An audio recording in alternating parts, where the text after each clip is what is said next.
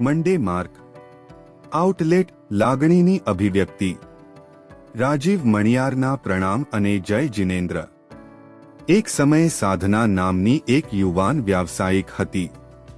તેણીએ લેપટોપ પર સ્પ્રેડશીટ્સ બનાવવામાં અને સમયમર્યાદા પહેલા કામ પૂર્ણ કરવાની આદત હતી.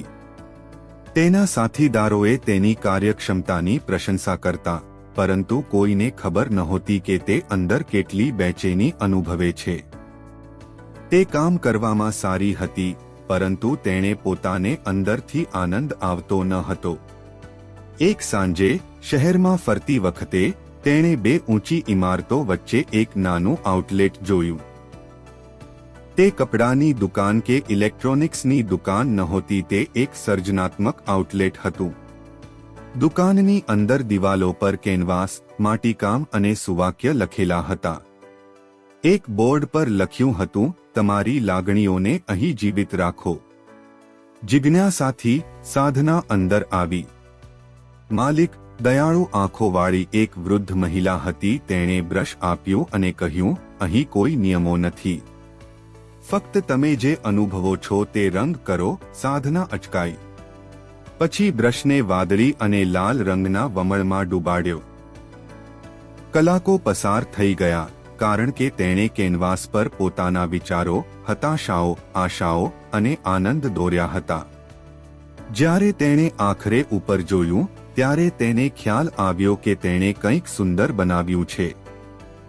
તે આ સ્થળની મુલાકાત દર પખવાડિયે લેવા લાગી.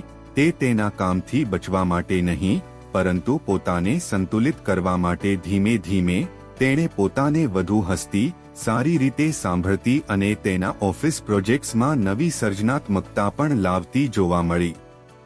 તેના સાથીદારોએ આ પરિવર્તન જોયું, જો કે તેઓએ ક્યારેય તેની પાછળનું રહસ્ય ખબર ના પડી. સાધનાએ શોધી કાઢ્યું હતું કે જિંદગી ફક્ત ખરીદી કરવાની જગ્યા નથી, તે એક એવી જગ્યા છે જ્યાં ઉર્જા, લાગણી અને કલ્પના મુક્તપણે વહે છે. અને ક્યારેક યોગ્ય રસ્તો શોધવાથી તમે તમારા જીવનના દરેક ભાગને કેવી રીતે જીવો છો તે બદલી શકો છો. મિત્રો, સમયમર્યાદા, મીટિંગ્સ અને લક્ષ્યોની ઉતાવળમાં આપણે ઘણીવાર ભૂલી જઈએ છીએ કે જીવન જીવવાનું હોય છે અને ક્યારેક તણાવ અને મહત્વાકાંક્ષા કે લાગણીને વહેવા માટે એક સ્થળની જરૂર હોય છે.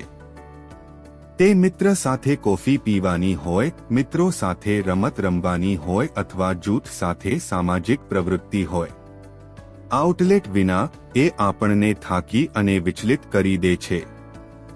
જ્યારે આપણે યોગ્ય આઉટલેટ શોધીએ છીએ, ત્યારે બધું બદલાઈ જાય છે. તમારો આઉટલેટ, લાગણીની અભિવ્યક્તિ શોધો એન્ડ મેક યોર માર્ક.